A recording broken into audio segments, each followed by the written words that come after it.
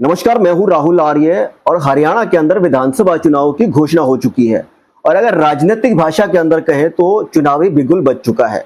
16 अगस्त से आदर्श चुनाव आचार संहिता लग चुकी है और 1 सितंबर को 1 अक्टूबर को मतदान होना है। उससे पहले 5 सितंबर से लेकर 12 सितंबर तक नामांकन की प्रक्रिया रहेगी और 13 सितंबर को हम कह सकते हैं कि स्क्रूटनी या छटनी होगी। उसके बाद 16 जो सितंबर है उसको नामांकन की वापसी लेने की तिथि होगी और उसके बाद 1 अक्टूबर को मतदान और 4 अक्टूबर को हरियाणा के अंदर ये निर्णय हो जाएगा कि आने वाली जो सरकार है 2024 की विधानसभा में हरियाणा के अंदर वो किसकी बनने जा रही है। खैर, जो जिस तरीके से आज आदर्श चुनाव संहिता लगी है और जिस तरीके से 1 महीने के लगभग पहले 36 दिन के आसपास पहले चुनाव करा लिए गए हैं और जिस तरीके से जो भारतीय जनता पार्टी के अंतिम दिनों के अंदर, सरकार के आखिरी दिनों के अंदर जिस तरीके से घोषणाओं का तूफान चलाया गया, पिटारा खोला गया, उन तमाम चीजों का क्या फायदा और क्या नुकसान होने वाला है और कहीं ना कहीं तैयारियों को लेकर, चुनावी तैयारियों को लेकर भारतीय जनता पार्टी पिछड़ रही है या कांग्रेस कहीं ना कहीं हाथ मार रही है, इन तमाम विषयों पर चर्चा करेंगे, विश्लेषण करेंगे। और आज का विश्लेषण करने के लिए मेरे साथ है दीपक भारद्वाज जी, वरिष्ठ पत्रकार हैं और उनसे बात करेंगे, चर्चा करेंगे। दीपक जी, आपका बहुत बहुत स्वागत है। जी राहुल, आपका भी बहुत बहुत स्वागत है और बहुत बढ़िया बात कि चुनाव की घोषणा हो गई। पर राहुल, आपसे मैं ये कहना चाहूंगा कि शायद किसी को पता नहीं था कि चुनाव की घोषणा होगी, क्योंकि सुबह से ही ये कयास लग रहे थे कि जम्मू कश्मीर के चुनाव को लेकर के पीसी की जा रही है। हाँ, पीसी की जा रही है। लेकिन हमने भी जो दिल्ली चुनाव आयोग को कवर करते हैं उन लोगों से बात की तो उन लोगों का यही कहना था कि कुछ भी हो सकता है, लेकिन वो कॉन्फिडेंट नहीं थे कि हरियाणा के चुनावों की घोषणा हो जाएगी। और शायद हरियाणा सरकार या हरियाणा के जितने भी टॉप लीडर्स हैं, चाहे वो विधायक हैं, चाहे उनको भी जानकारी नहीं थी कि मैं बिल्कुल दीपक जी आपसे पहला सवाल यही करूंगा। देखिए, जिस तरीके से 16 तारीख को इलेक्शन कमीशन ने 3 बजे अपनी प्रेस कॉन्फ्रेंस करी और उसके बाद जैसे ही चुनाव की घोषणा हुई तो उसी वक्त ऑटोमेटिक आचार संहिता लग जाती है। उसके बाद आपने देखा होगा कि हरियाणा सरकार की तरफ से लगातार जो है वो IAS की, HCS की, नायब तहसीलदार की, बहुत सारे अफसर्स की लिस्ट निकाली गई।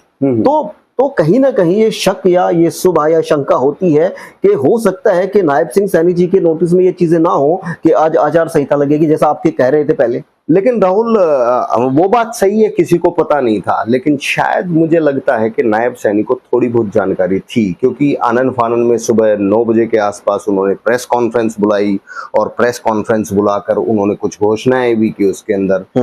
तो लग तो रहा है कि हो सकता है थोड़ी बहुत जानकारी हो कि ये पॉसिबिलिटी है, लेकिन इतना इस तरीके से एकदम हो जाएगा शायद उनको भी पता नहीं था। और इसीलिए देखिए, मैं जो डाउट है वो इसलिए थोड़ा सा गहरा जाता है कि अगर पता होता तो जिस तरीके से 5-6 लिस्ट एक के बाद एक लिस्ट आई तो वही काम 15 अगस्त को भी हो सकता था, वही काम 14 अगस्त को भी हो सकता था। और जिस तरीके से जो कर्मचारियों की बात थी, वो जो उनको पक्का करने का अध्यादेश या जो कैबिनेट के अंदर मंजूरी होनी थी वो भी नहीं हो पाई। और कहीं ना कहीं ये जो अधूरी घोषणाएं हैं या जो सपना दिखा के सपना नहीं पूरा किया गया, तो अगर ये चीजें मुकम्मल होती, पूरी हो जाती, अगर पता होता तो मुझे लगता है कि पूरे होने की उनकी संभावना थी, क्योंकि और भी घोषणाएं होनी थी। ट्रांसफर की लिस्ट तो कोई बड़ी बात नहीं है, चुनाव आचार संहिता लगने के बाद भी चुनाव आयोग से परमिशन लेके ये लोग कर सकते थे। तो वो एक अलग पहलू है। अगर चुनाव आचार संहिता लग गई तो चलो उन्होंने जल्दबाजी में ज्यादा लिस्टें निकाल दी, लेकिन वो चीजें तो वो पहले बाद में भी कर सकते थे, चुनाव आयोग की परमिशन लेकर भी कर सकते थे। लेकिन जिस तरह से घोषणाएं चल रही थी और पिछले कई दिनों में कई घोषणाएं हुई, तो थोड़ा बहुत हिंट शायद नायब सैनी को जरूर होगा कि चुनाव जल्दी हो सकते हैं। लेकिन जहां भी उनसे सवाल किया गया उनका यही कहना था कि चुनाव अपने समय पे होंगे और उन्होंने कभी भी इस तरह की मंशा जाहिर नहीं की कि चुनाव समय से पहले हो सकते हैं। हाँ, लेकिन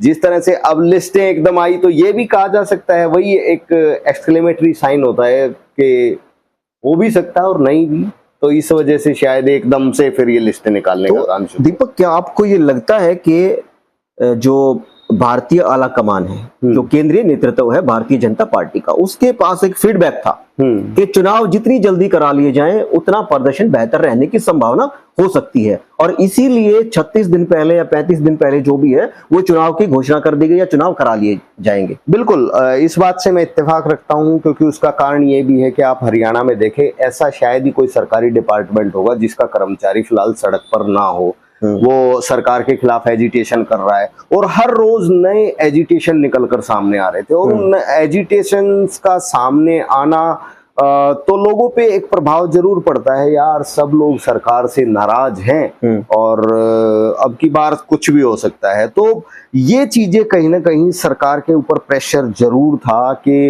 इन एजिटेशन, क्योंकि एजिटेशन अगर आचार संहिता लग जाएगी तो वो एजिटेशन करने वालों को ये बोल सकते हैं कि आचार संहिता लगी हुई है, अब हम लोग कुछ नहीं कर सकते, अब तो चुनाव के बाद ही होगा।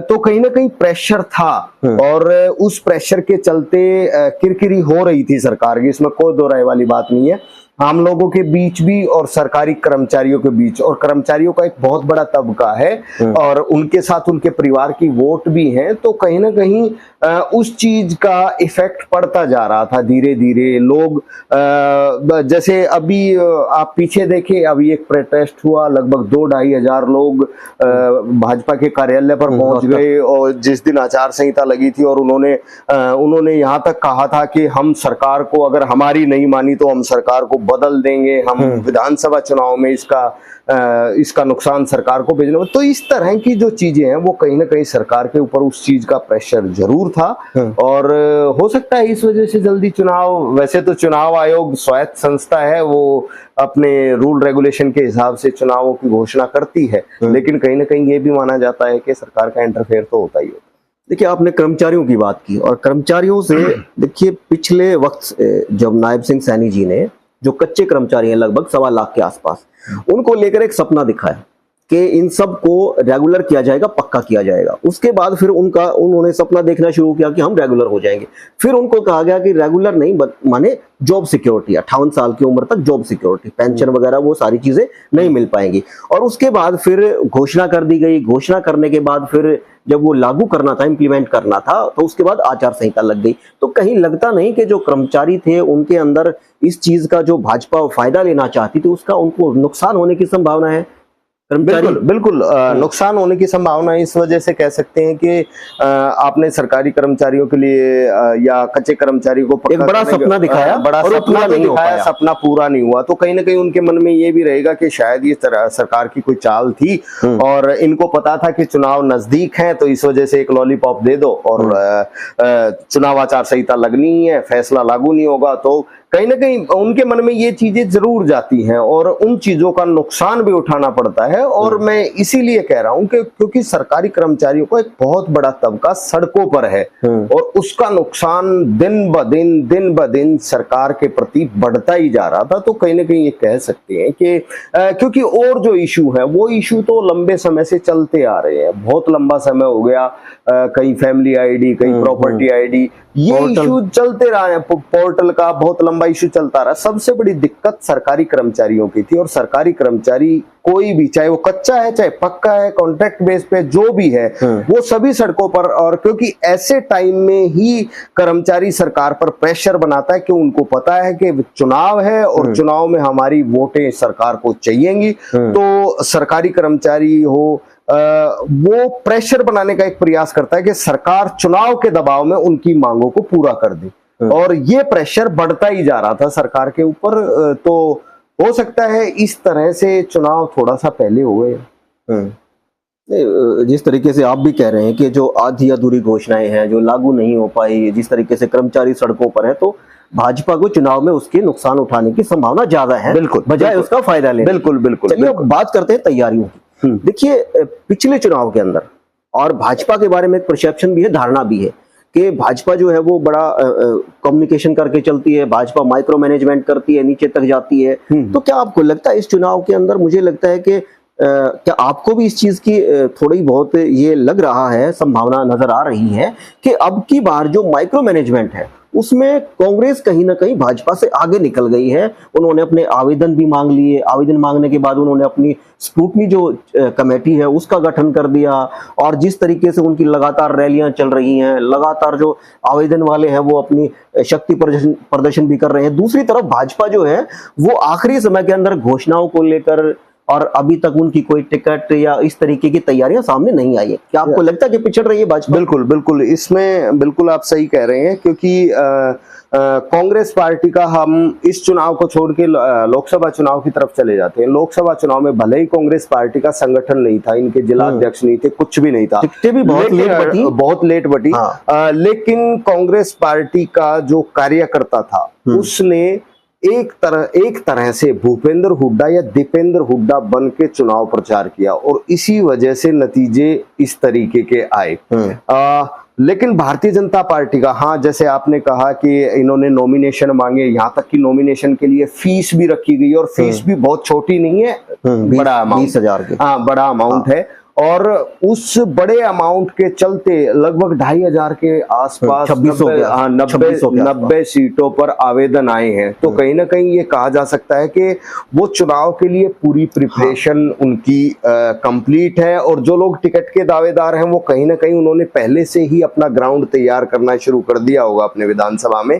और भारतीय जनता पार्टी की जहां तक बात है, हम पिछले वही फिर लोकसभा चुनाव पे आ जाते हैं। हमने चुनाव कवरेज किया तो चुनाव में कहीं ना कहीं जो भारतीय जनता पार्टी की संगठन की सबसे बड़ी कमी जो दिखाई दी थी, वो वैसे तो ये कह रहे हैं कि हमने पन्ना प्रमुख बना दिए, हर पन्ने पे पन्ना प्रमुख है और वो अपने लोगों से संपर्क कर रहा है, लेकिन स्थिति ये थी कि कार्यकर्ता जो है वो फील्ड में ज्यादा दिखा नहीं भारतीय जनता पार्टी का। मीटिंगें जरूर चलती थी यहाँ प्रदेश कार्यालय में, मीटिंगों में फैसले भी लिए जाते थे, लेकिन कार्यकर्ता उस तरीके से चुनाव मैदान में नहीं था जिस तरीके से लोकसभा चुनाव में कांग्रेस पार्टी का कार्यकर्ता चुनाव मैदान में था। तो कहीं ना कहीं कह सकते हैं कि चुनाव तैयारियों में कांग्रेस आगे निकल गई। अभी फिलहाल की स्थिति तो यही है कि तैयारियों में कांग्रेस आगे निकल गई, क्योंकि हमने जो यहाँ पे लीडर्स आते हैं बीजेपी के, उनसे भी बात की, तो ये जब हम उनसे पूछते हैं कि कांग्रेस इस तरीके से चुनाव प्रचार कर रही है, तो उनके पास एक ही जवाब होता है, कांग्रेस ने आज तक अपना संगठन ही नहीं बनाया है, हमारा तो संगठन पूरी तरीके से तैयार है। लेकिन चुनाव के दौरान वो संगठन फिर कहाँ चला जाता है, तो कहीं ना कहीं ये दिक्कतें जरूर है। भाजपा का संगठन भी था, 10 सीटें थी, 10 में से 5 रह गई। कांग्रेस का लोकसभा के अंदर संगठन नहीं था, उसके बाद भी 0 से 5 पे आ गई। तो इसका मतलब संगठन मायने नहीं रखता चुनावी हार जीत के लिए, क्योंकि देखो कोई भी पार्टी होती है कार्यकर्ताओं के दम पे चुनाव लड़ती है, और अगर आपका कार्यकर्ता स्ट्रांग नहीं है फील्ड में और कार्यकर्ता को आप ज्यादा तवज्जो नहीं देते हो, तो उसका नुकसान जरूर उठाना पड़ता है, क्योंकि फील्ड में काम नेता नहीं कार्यकर्ता करता है। नेता बैठता है ऑफिस में, अपनी टीमें तैयार करता है, वो टीमें बाहर निकलती हैं, वो टीमें काम करती हैं, तो कहीं ना कहीं ये लगता है कि उसमें कहीं कमी है। बिल्कुल, देखिए आपने कार्यकर्ता की बात कही, और देखिए हम लोग फील्ड में होते हैं और तमाम तरीके के लोगों से बातचीत भी होती है, और फिर उसी तरीके से सर्वे भी निकल के आते हैं, आम धारणा भी निकल के आती है। मैं किसी वरिष्ठ जो भारतीय जनता पार्टी के नेता हैं उनसे मेरी कल वार्ता हो रही थी, बात हो रही थी, तो मैंने उनको कहा, उन्होंने मेरे से पूछा कि क्या वजह है भारतीय जनता पार्टी के थोड़ा सा पिछड़ने की। मैंने कहा कि बाकी जो सरकारें होती थी उनके अंदर, दिल्ली के अंदर और चंडीगढ़ के अंदर, हरियाणा का 2, 4, 5, 10 हजार आदमी रहता था, और वो जो 10 हजार आदमी हरियाणा से उठ के चंडीगढ़ या दिल्ली जाता था, उसको ये लगता था कि लोकतंत्र के अंदर, पार्टी के अंदर और सत्ताधारी दल के अंदर हमारी अहमियत है, और कहीं ना कहीं लोकतांत्रिक व्यवस्था के अंदर हमारी भागीदारी है, पार्टिसिपेशन है। तो उन्होंने कहा कि नहीं, ये जो दलाल किस्म के लोग होते हैं, यही तो चुनाव हरवाते हैं और यही तो सारा नुकसान करते हैं। तो मैंने उनको कहा कि हो सकता है आपकी बात ठीक हो, मगर मेरा मानना यह है कि यही तकनीकी फर्क है जो भाजपा समझ नहीं पाई, जो अपने कार्यकर्ताओं पे लेबल लगा दिया दलाली का, अपने कार्यकर्ताओं के लिए दरवाजे बंद कर दिए सीएम हाउस के, अपने कार्यकर्ताओं के लिए दरवाजे बंद कर दिए सेक्रेटरीट के, यहाँ आने की कोई जरूरत नहीं है, घर पे ही रहो। तो भारतीय जनता पार्टी के नेताओं ने भी दबी जुबान से ये कहना शुरू कर दिया, मानना शुरू कर दिया कि सरकार में हमारी भागीदारी नहीं है, पार्टिसिपेशन नहीं है, और सरकार कम और कंपनी ज्यादा चल रही है। आप इससे कितना सहमत? बिल्कुल, इसमें कोई दो राय वाली बात नहीं है, क्योंकि ये कह रहे हैं कि जीरो टॉलरेंस पॉलिसी, तो जीरो टॉलरेंस पॉलिसी का ये भी हिस्सा होगा कि सेक्रेटरीट में ज्यादा लोग जाएंगे तो कोई बंदा जाएगा तो वो निश्चित है कि कोई ना कोई काम की स्लिप देगा, और स्लिप देगा तो फिर वही लोगों के जहन में ये जाएगा, यार इन्होंने भी सिफारिश का काम शुरू कर दिया है। तो उस चीज को शायद उस डैमेज को कंट्रोल करने के लिए ये कहा गया है कि आपको आने की जरूरत नहीं है।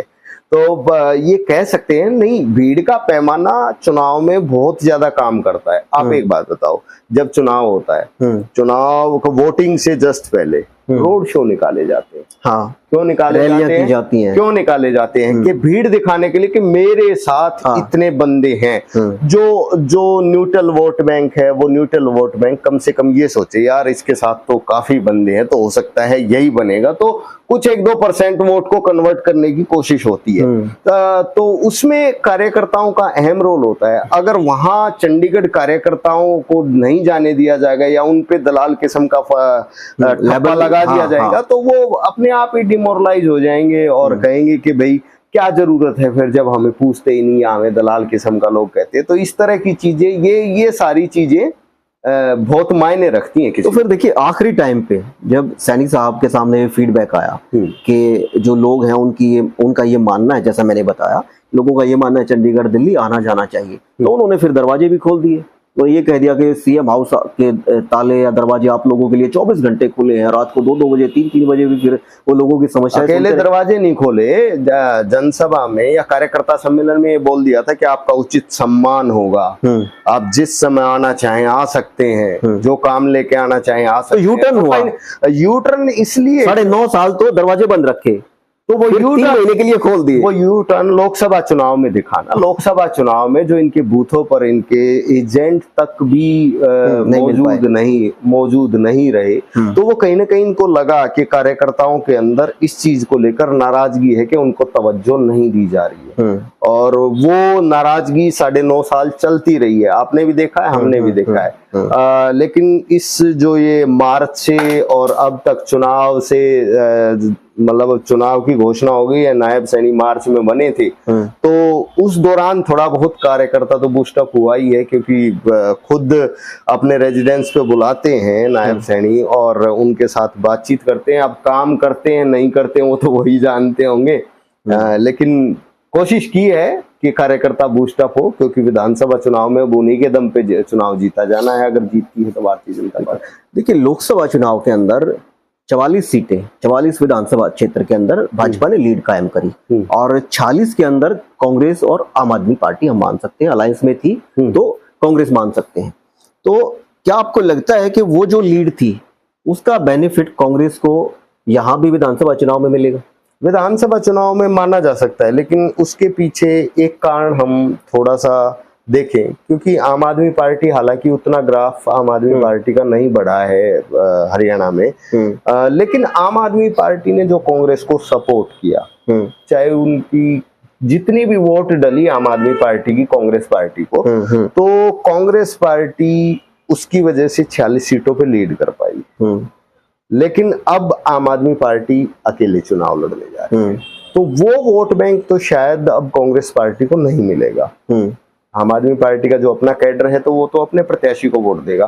अब वही डिपेंड करता है कि जो 46 सीटों में आम आदमी पार्टी का कितना वोट शेयर था, जिसकी वजह से कांग्रेस पार्टी 46 सीटों पे लीड कर पाई।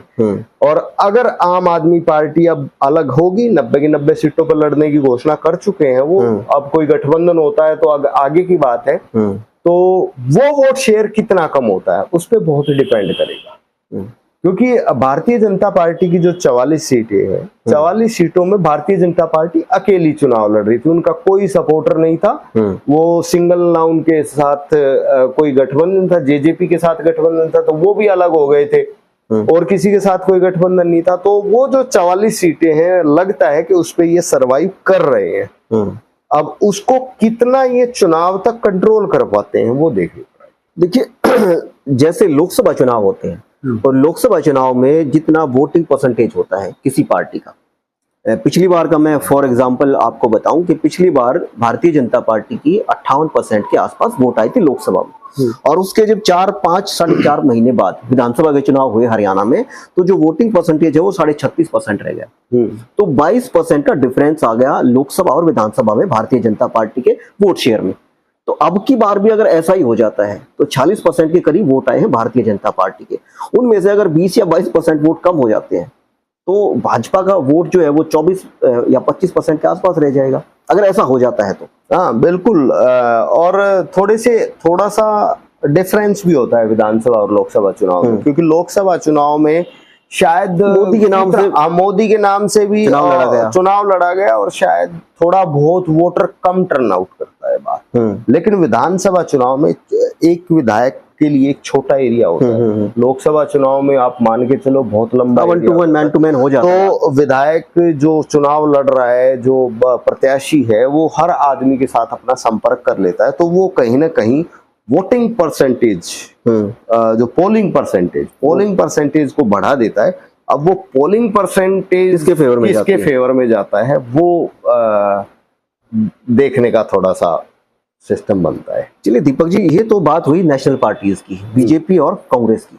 अब बात कर लेते हैं रीजनल पार्टी। देखिए हरियाणा के अंदर रीजनल पार्टी का इतिहास बड़ा लंबा चौड़ा रहा है, चाहे वो इनेलो लगाइए, चाहे वो जो भी रीजनल पार्टी टाइम पे आती रही मगर मर्ज होती रही। हरियाणा विकास पार्टी रही, जेजेपी हुई, जनहित कांग्रेस, आईएनएलडी रीजनल पार्टी अच्छी रही है हरियाणा के। देखिए जेजेपी और इनेलो रीजनल पार्टी दो ही आप मान सकते हैं। आम आदमी पार्टी को हम नहीं मान सकते, अभी हरियाणा के अंदर इतना उनका बेस है कि वो अपने उस पे बेस पे चुनाव को प्रभावित कर पाए।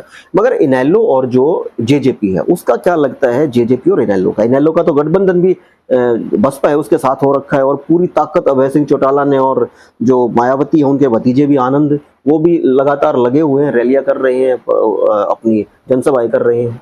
देखिए अभय सिंह, जहां तक जेजेपी पार्टी की बात कर लेते हैं पहले। जेजेपी पार्टी का तो आपने ही देख लिया होगा, फिलहाल 3 बचे हैं, बाकी सबने बाय बोल दिया है। तो कहीं ना कहीं कह सकते हैं कि जेजेपी को इस बार अब चुनाव में सरवाइव करना मुश्किल है। और उसका रीजन सीधे तौर पर रीजन है किसान आंदोलन।